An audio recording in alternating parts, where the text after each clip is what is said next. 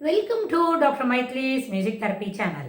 இன்றைய பதிவிலையும் tips to come out of our negative thoughts என்ற தலைப்பில் சில செய்திகளை நம்ம பகிர்ந்துக்கலாம். நெகட்டிவ் தாட்ஸ் எப்போவுமே என்ன பண்ணுறது, நம்மளோட மனத்தில் இருக்கிற ஒரு பயம், ஒரு ஃபியர், அது என்ன பண்ண எப்போவுமே இது சரியாக நடக்குமா, நம்மளுக்கு தேவையான போல் தான் கிடைக்குமா அப்படின்னு நினைக்கிறோம். Instead we should learn to accept, develop the faith. அப்போ எப்படி இருக்கும், அந்த ஃபெய்த்தை டெவலப் பண்ணிட்டா எந்த ஃபியர் இருந்தாலும் whatever comes we will face it அப்படின்ற ஒரு மனசில் ஒரு உறுதி வரும்.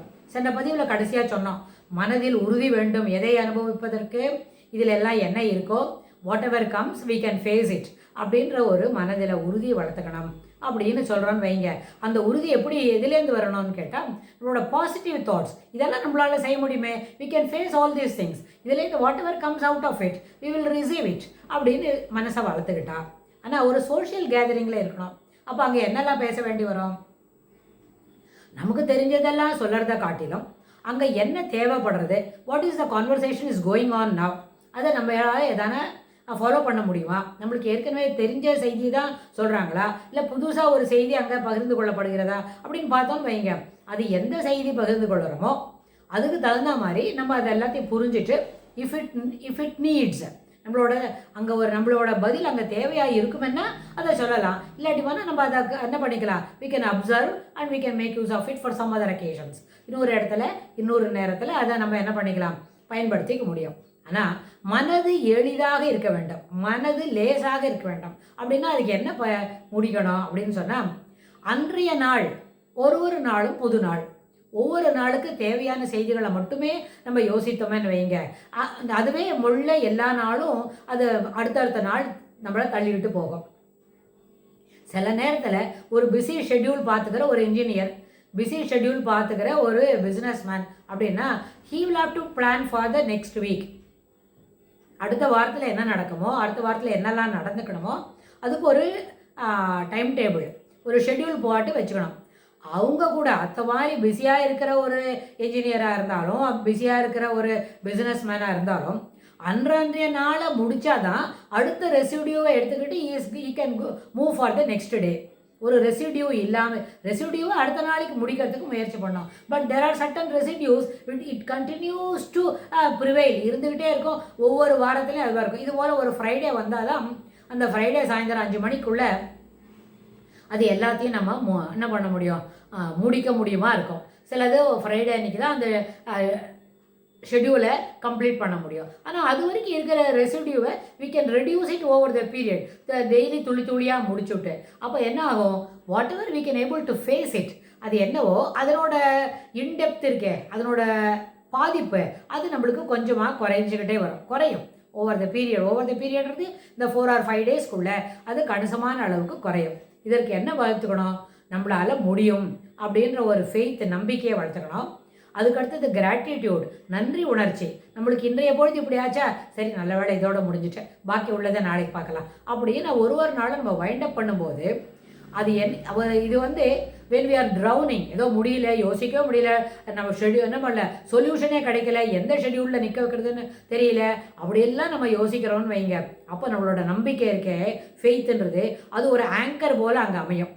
அது ஒரு ஆங்கர் போல் ஒரு கப்பல் வேகமாக போகும்பொழுது நம்ம ஹார்பர் பக்கத்தில் நிற்கணும், அதுக்கு என்ன வேணும், நிச்சயமாக ஒரு ஆங்கர், ஒரு நங்கூரம் வேணும். அந்த நங்கூரத்தில் பிடிச்சிக்கிட்டாதான் அது என்ன தெளிவாக நிற்கும், ஆடாமல். அதுக்கப்புறம் தான் நம்ம இப்போ நாளைக்கு பெரிய மழை பாய போகிறது, அப்புறம் பெரிய சூறாவளி காற்று அடிக்கிறது அப்படின்னு சொன்னால் அந்த ஹார்பரில் இருக்கிற கப்பல்லாம் என்ன செய்வாங்க, அந்த நங்கூரத்தை டைட்டாக கட்டி வச்சுருப்பாங்க. அது என்ன காரணம், கப்பலுக்கே நம்பிக்கை விடுமோ அது எதையான பிடிச்சிக்கணுமான்னு இல்லை. when you are there are occasions நம்ம அப்படியே ஆட்டமாக ஆடிடுவோம், ஆடி போயிடுவோம் அப்படின்னு சொன்னால் அப்போ நம்பிக்கை என்கின்ற ஃபெய்த் இருக்கே, அந்த ஆங்கர் அது நம்மளை அந்த இடத்துல கீழே விழாமல் பிடிச்சிக்கும். அது கப்பலுக்கு தான் ஆங்கர் வேணும், மனுஷனுக்கெல்லாம் வேண்டான்னு அவசியம் இல்லை. மனுஷனுக்கு தான் முதல்ல வேணும், கப்பலுக்கு வேணுன்ற அது டெக்னிக்கல் ஆஸ்பெக்ட்ஸில் வேணும். நமக்கு நம்பிக்கை என்ன, நம்மளோட ஆங்கர் என்னது, நம்மளோட நம்பிக்கை தான். நம்பிக்கை என்னது விசிபிளாக, அது ஒரு கமாடிட்டியாக, அது குவாலிட்டி தான் அதை தெரிஞ்சிக்க முடியும். அதே மாதிரி எமோஷன்ஸ் நம்ம சொல்கிறோம், ஜாய், ஹாப்பினஸ், அதே மாதிரி ஃபெய்த்து, இல்லாட்டி இன்னும் என்ன ஆங்கர், ஃபியர், என்வி ஜெலஸ் அதெல்லாம் என்ன குவாலிட்டி வைஸ் நான் கமாடிட்டியா. என்வினா க்ரீன் கலரில் இருக்கும், ஜெலஸ்னா ஆரஞ்சு இருக்கும், அப்புறம் ஃபெய்த்னா ப்ளூ கலரில் இருக்கும். கேன் வி அதை எப்படியான குவாண்டமைஸ் பண்ண முடியுமா, கலர் வைஸ் பண்ண முடியுமா? Not at all possible. But அது எல்லாமே என்னது, நம்பிக்கை, இன்விசிபிள். ஆனால் அது அந்த பிஹேவியர்லாம் நம்மக்கிட்ட இருக்குது. But we should come out of it அப்படின்னு சொன்னால் அதற்கு அடிப்படையான தேவை என்னது, ஒரு நாளும் கிராட்டிடியூட் என்ற அந்த விஷயத்து மேலே ஒரு நாளை ஆரம்பிக்கணும். அதே போல் ஃபெய்த் நம்பிக்கை என்கின்றதோட அதை தொடர்ந்து நடந்துகிட்டே வந்தால் எங்கேயுமே நம்மளோட வாழ்க்கையில் இருக்கிற அந்த ஆங்கர் இருக்க அதை ஆட்டம் காணவே காணாது. ஆட்டம் இல்லை ஆடலேன்னு வைங்க, நம்ம சாதாரண slowly we can continue to run the show. There is no அதுக்கு ஒரு ஹிண்ட்ரன்ஸ் இருக்கும், ஒரு தடை ஏற்படும் அப்படின்ற ஒரு எண்ணமே இல்லை. தொடர்ந்து நம்ம அது போய்கிட்டே இருக்கோம். ஆனால் யார் எதை செய்யணுமோ, எந்த வேலையை செய்யணுமோ அதை சரியாக செய்யணும். அந்த சரியான வெர்ஷன் எது அப்படின்றத தெரிஞ்சுட்டா எல்லாருக்குமே எந்த பிரச்சனையுமே இல்லை. இது ரொம்ப சுலபமானது தான். ஆனால் இதை தெரிஞ்சுக்கணும் இல்லையா? For that you should put forth our effort. நிச்சயமாக நம்ம என்ன பண்ணோம், ஒவ்வொருத்தரும் நம்மளோட எஃபர்ட் அதில் போட்டால் தான் எது சரி அப்படின்னு தோணும். நம்ம என்ன பண்ணலாம், ஒரு சில பகுதிகளுக்கு அப்புறம் எது சரி, what we should observe, what we should learn அப்படின்றத கூட சொல்லி நிறைய தலைப்பில் நிறைய நாளைக்கு பேச முடியும்.